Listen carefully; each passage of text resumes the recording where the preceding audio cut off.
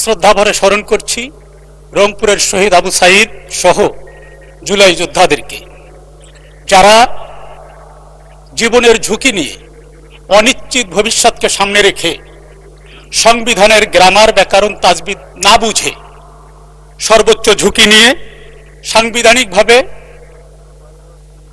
২৬ সালের আগে ফ্যাসিবাদী ঘোষণা অনুযায়ী ৪১ সালের আগেই এই সংসদে আমাদেরকে আসবার সুযোগ করে দিয়েছেন।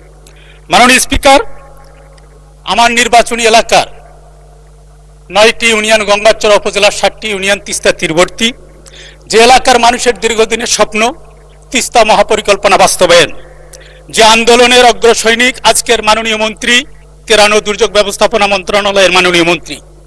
আমাদের আন্দোলনের স্লোগান ছিল কোনটে বেহে জাগো তোমরা। রংপুরের মানুষ, উত্তরাঞ্চলের মানুষ জেগে আছে। এ অঞ্চলের মানুষ জানতে চায় তিস্তা মহাপরিকল্পনা কবে নাগাদ বাস্তবায়ন হবে। ধন্যবাদ মাননীয় স্পিকার।